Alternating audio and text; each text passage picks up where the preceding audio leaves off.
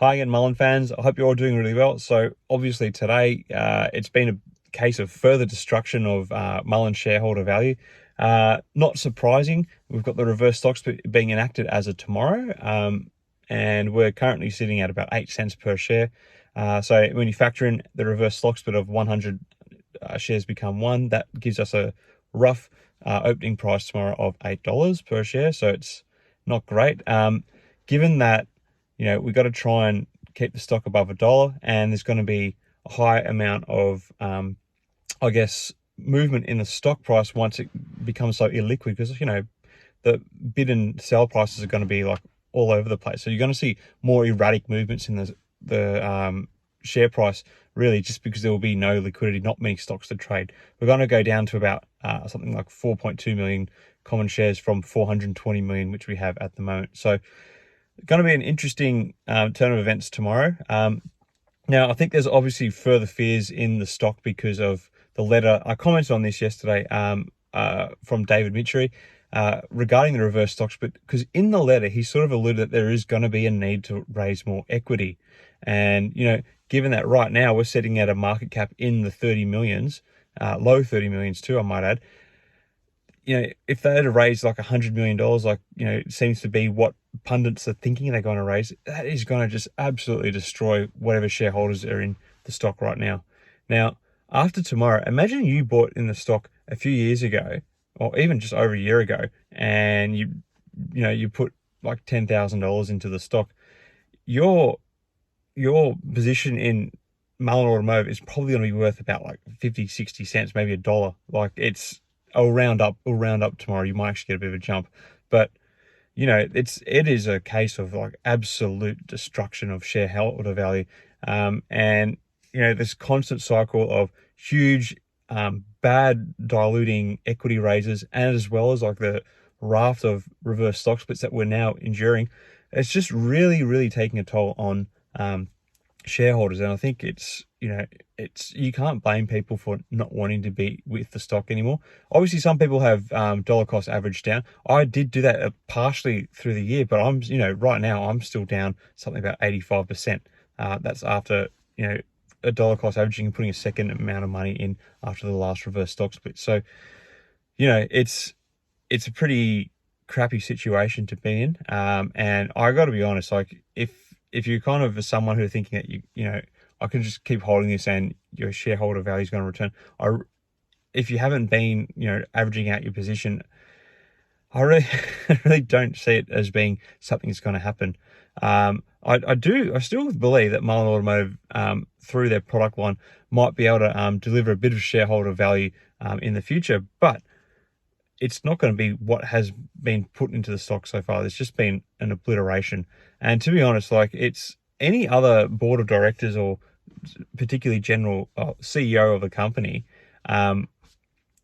you would be getting rid of them. I don't know how he's managed to like hold on to his position. And as well as with his, the way he's remunerated, his shareholder compensation, Dave Michery's shareholder compensation, has nothing linked to the performance of the stock price. It's a really disgusting situation. He comes out and he goes, we're being attacked by the brokerages. Initially it was the naked shorting us, and like, oh wait, we won't charge them for that. They're spoofing the share price. He's paying legal teams to follow up these stories, and it kind of takes a bit of heat off him. Whether or not anything ever comes of this is, I'm not sure. I saw someone, a media source, I can't remember which one, it's probably the people who cover Mullen obviously aren't that reputable, but anyway, and they sort of said it could be worth billions, but I can't see Mullen Automotive winning billions out of the brokerage firms if this spoofing case does get up.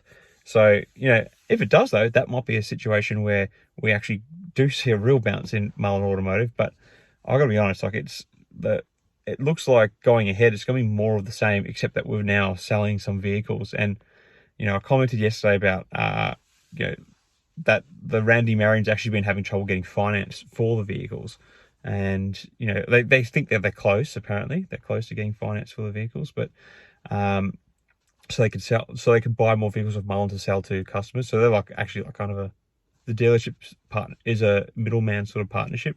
It's not like Mullen's got their own dealership where they just deliver the vehicles and they pass them on to customers. It's a bit of a different arrangement. So, you know, it's anyway, but like that going forward, it's not like looking that that bright for Mullen Automotive. You got to remember, this has been like a okay year for the stock market, considering cost of living and inflationary pressures that have been going on globally. The stock market's kind of sort of rallied a bit, but Mullen Automotive has just continued to crater. It's, you know, it's a tough one. Yeah, like, you know, I wouldn't blame people if they wanted to get out of the stock. You know, even if you're looking at trying to average down your position, it's risky. It's really risky.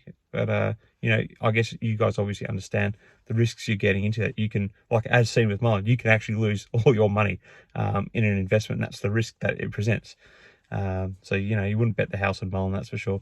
Some of you might be able to even sell your house and buy Mullen Automotive with a market cap of like $30 million. That's what I mean. Someone could literally swoop in, take all the assets, yeah, and do a fire sale of the company. Like that's how you could make some money with Mullen Automotive, but you know, I don't think anyone wants to touch it at the moment.